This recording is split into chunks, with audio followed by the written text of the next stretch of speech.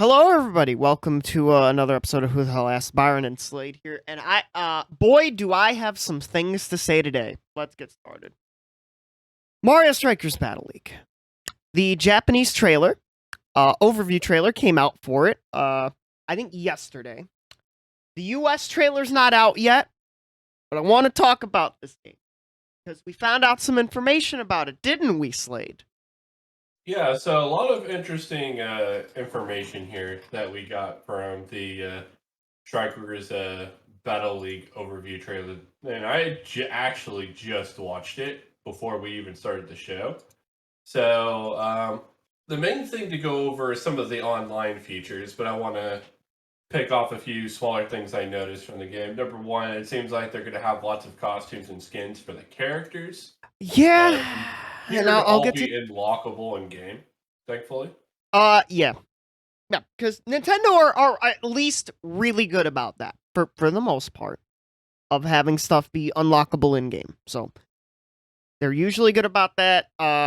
You can have like fucking Tron Donkey Kong, which is funny. But speaking of characters, I want to talk about this. The roster for this game at launch, there it is. There it is. It's on screen. That's your roster. 10 fucking characters. Mario, Luigi, Bowser, Peach, Rosalina, Toad, Yoshi, DK, Wario, Waluigi. Yep, a pretty interesting absence there for a Yeah. while. So, Where's Daisy. Daisy? Daisy isn't here. To the shock of many people, including ourselves. Because Daisy is normally in all of these spin-offs, like Mario Party, Mario Tennis, Mario Golf. Like, I'm probably missing a spin-off or two on the Switch anyways. But look at this paltry roster. It's less characters than at launch than the first Mario Strikers game when you include the sidekicks. Pathetic roster for this game. Yeah, it's pretty unfortunate, but And did they announce that they had more plans to add characters after launch? we don't know. We assume so based on the other Mario sports game, which I want to fucking rant real quick. I fucking hate this launch with bare minimum content and then just add stuff afterwards that Nintendo have plagued damn near, I think, every multiplayer release on the Switch. Like, it works for Splatoon. It works for Splatoon. It's been a winning formula for them. Didn't work for Mario Tennis. Didn't work for Mario Golf. Probably isn't working for Nintendo Switch Sports. And this, it's not going to work for this either. And my theory is that all these costumes that Slade mentioned, because those take like time to make sure they fit every character and stuff, that's probably why we only have at launch a paltry 10 characters. And the fact that this is a 4v4 game, let me pull this up. Look at this character selection screen. For a 4v4 game, there should be way more characters than 10 at launch. Absolutely fucking pathetic. Absolutely pathetic. Yeah, I'm going off on this. Yeah, Slade is probably laughing his ass off right now in the background. Me going off on this right now. I'm surprised. That's all. You tend to err on the side of, let's give them the benefit of the doubt stuff. And I'm usually the one that rants about stuff. So this is the third time they've done this shit. I agree. Yeah, I do think that a 10-character roster for a 4v4 game is rather small, but yeah, I've always said if you have a playable roster of whatever characters in a game, you need to have at least twice that size in terms of rosters. So, for a 4v4 game being 8 total playable characters on screen at once, I think you would want at least 16 playable characters. Yeah, absolutely. And it gives more variety. And honestly, I kind of don't like the stat changing costumes. Not if they were just aesthetics and didn't have like stat changing properties, fine. I'd be cool with them. I always love customization like that. But the fact that they have stats probably affects like how many characters work. And I don't know if you saw this during the trailer, Slade. They did show the character selection screen. And I have seen people theorize there's room for like 10 more characters. Which would bring it up to about 20, which puts it at that sweet spot range that I previously mentioned was probably what they needed to be aiming for to begin with anyway. Yeah, my gut feeling is this is going to get, if we do get just 10 characters, which that'd still be it'd be an okay roster at that point. But it'd probably be like 10 months of like a character update. You know. Kind of like what happened with like Mario, I think Mario Tennis. Mario Tennis, I think, got like a year's worth of updates, character updates, and course updates and stuff. I could see this happening, like stadium updates. I think we only saw, 4 or 5 stadiums in the trailer, none of which looked like they had any like gimmicks, like some of the old stadiums. But there is one, I guess, stadium feature. You can combine stadiums, which it's kind of neat that you could like do the Dragon Ball Fusion dance with Sports Stadium.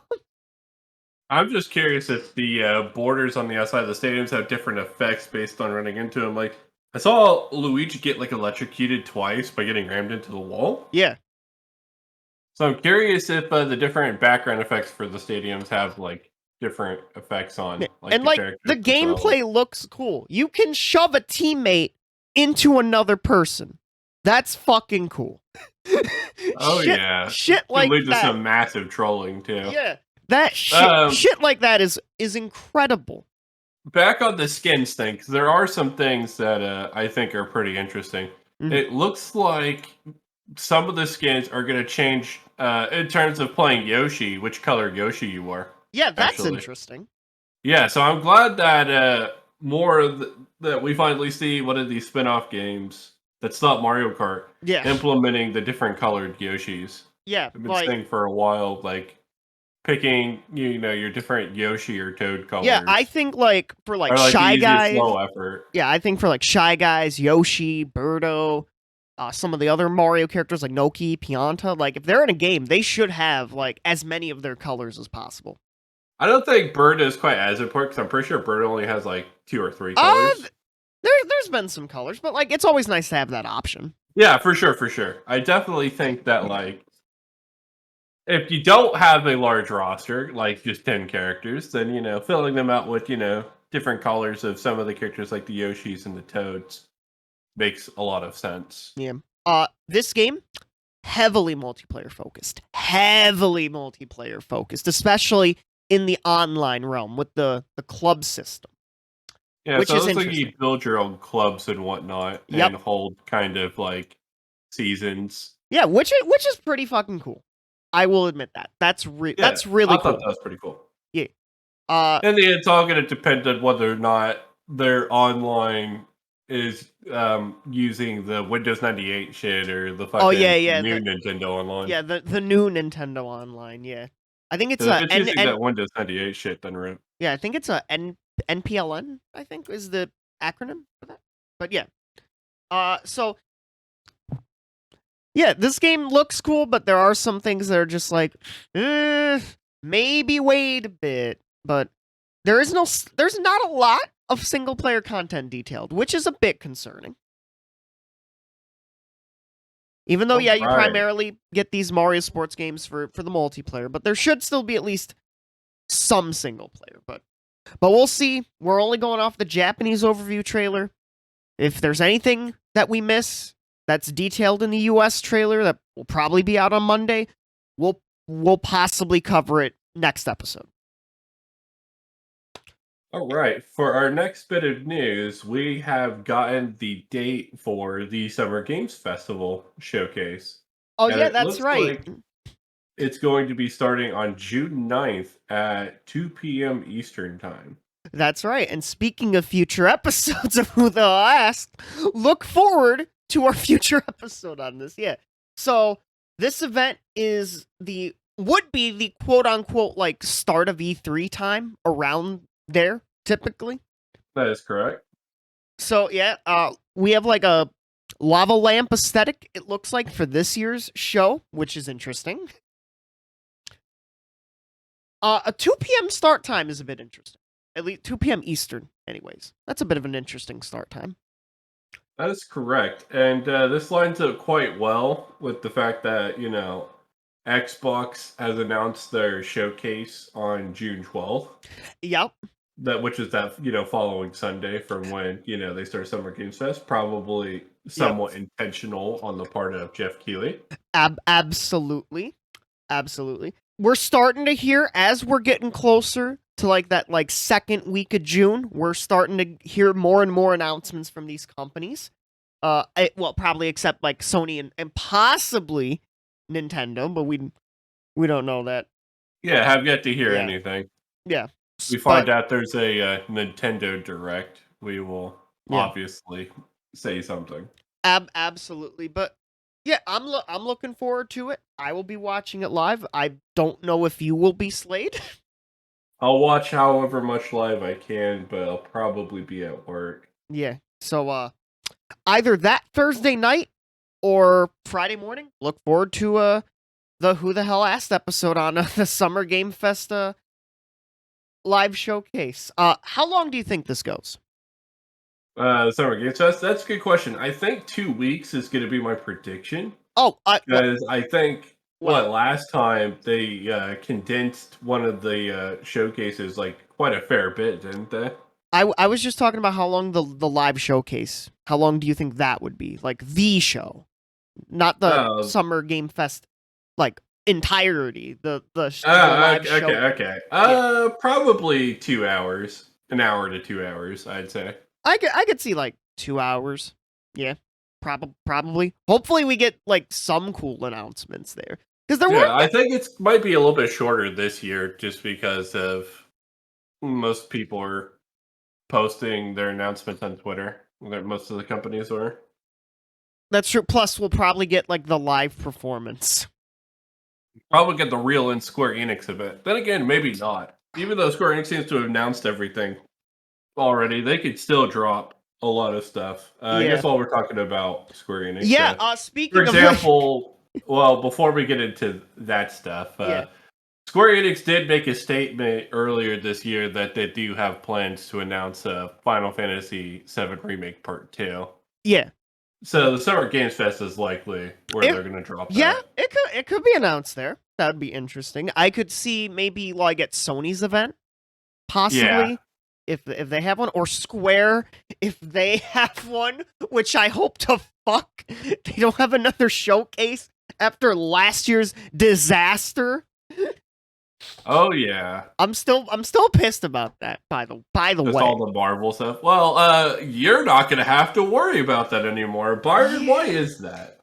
Yeah, so let's talk about it. Let's talk about the acquisition that everybody didn't see coming. Embracer Group enters into an agreement to acquire Eidos, Crystal Dynamics, and Square Enix Montreal from Square Enix for $300 million. That is correct. So, big time IP like Tomb Raider are the most notable additions. Yeah, Tomb Raider, Deus Ex, among others, Legacy of Kain, and all of the old ass stuff that like Eidos and Crystal Dynamics have, like a good old Gex. Bring back old Gex. Bring back Gex. Out of Square Enix hell. So the most interesting thing, like I said, it seems like the reason they made this acquisition was specifically for targeting Tomb Raider, as well as, shockingly, the rights to developing Marvel games. That's right. Because wait until you hear about this. Square Enix lost $200 million over Marvel's Avengers and Guardians of the Galaxy. Yeah, which is absolutely shocking considering that Guardians of the Galaxy is actually one of the best games to come out of last year. So, sometimes the sales just didn't line up for it. Whether it's for I wouldn't say lack of advertising. I think they went incredibly crazy on advertising. I just think that Yeah. people were probably worn out of it before the game even Well, came out. so Marvel Avengers came out first before Guardians of the Galaxy, and that was a fucking mess. And Guardians of the Galaxy kind of got fucked by Marvel Avengers being as bad as it is, because apparently it's a really good game, from what I've heard. It's actually a really good game. But it got fucked by Avengers, and the fact that it took up like 20 minutes of Square Enix's presentation last year. Oh yeah, like I said, it seems like everyone is kind of getting to the point with the Marvel IPs outside of Spider-Man. Yeah. Want to iterate outside of Spider-Man. There's a little bit of fatigue there. Yeah. So, There's like the Spider-Man games are great games, and there's another one in the works as well. oh yeah, not to mention Spider-Man No Way Home's also a fantastic movie. I definitely recommend watching it. But yeah, according to David Gibson, MST, financial analyst and reported by Metro, Square Enix lost $200 million between Marvel Avengers and Marvel Guardians of the Galaxy, which was seemingly the last straw for Crystal Dynamics and Eidos Montreal, and reported by Daniel Ahmad, ZooEX, on why Square pretty much sold these three. The Western studios have underperformed over numerous titles, which we just gave probably the biggest example, a $200 million loss. Oh yeah. Biggest growth from Japan studios, smartphones, MMOs. Makes sense. Final Fantasy XIV is pogging and popping off and out of its gourd right now. Oh yeah. Yeah, and apparently Square Enix was looking to offload the Western studios for a while, which is interesting. Yeah, so as I said, repeated failures over a period of time. I think the most successful title that they've released in the previous decade and a half were the Tomb Raider titles. I think Deus Ex didn't perform particularly well, and neither did obviously the Marvel games. So unfortunately, or fortunately, depending on how you look at this, they're under new Western leadership now. Yeah, So, by Embracer Group, which for those who don't even know who Embracer Group are, they are a big gaming conglomerate. You might know Gearbox, you might know THQ Nordic. They own those. They own a fuck ton of other studios. So that is correct. So, but so $300 million. Apparently, that's going to be paid up front. This deal should be done sometime between July and September. But what does Square plan to do with that $300 million? Well, we found out what they're gonna fucking do, and get ready to groan, because, ladies and gentlemen, I will read this for you. Transaction will assist the company in adapting to the changes underway in the global business environment, blah, blah, blah. In addition, the transaction enables the launch of new businesses by moving forward with investments in fields including blockchain, AI, and the cloud. That is right, everybody. NFTs. NFTs. like investing in the cloud, not a bad idea. AI? Sure. Why not? Blockchain? That's where the alarms go off. Like, woo! And that was the first thing they mentioned too. So it's not like they were going in alphabetical order, like AI, blockchain, the cloud. Like, no, we gotta talk about blockchain. Yeah, the blockchain is first. Like, oh my god. Yeah, this was put out an execution of share transfer agreement. So this was given to, I believe, like all the stockholders, all the shareholders. Yeah. That, yeah, we're gonna use this money, this $300 million that we got, which will help us, first off, take the bullet for that $200 million loss. A, but B, NFTs, baby. NFTs. Well, you gotta know investors eat the shit out of that. Yeah, they eat it up, baby. They eat it up. So, oh god, I can't say I'm surprised. It is what it is. Yeah, it is what it is. 2020, 2022, baby. 2020. Yeah. But yeah, so yeah, 3 big studios for the Embracer Group conglomerate, and yeah, an interesting trilogy of news. But yeah, look forward to next week. Next week, we're talking Nintendo sales numbers. And those are That is always a fun correct. time. So So, yeah. we'll get an idea of, how the company is currently running and what their future plans hold. We'll finally get some very concrete numbers Yeah, for nearly a year for Super Mario or Mario Party Superstars. Yep. We'll get some Kirby sales numbers. We'll see if Metroid Dread crosses 3 million. Yeah, which is going to be a huge, milestone for the series if it does. So yeah, definitely look forward to that. Yeah, so yeah, get tuned, stay subscribed, and like the videos and all that fun stuff. So yeah, this has been Slade. This has been Byron. Byron. And we'll see you all next week. Bye-bye.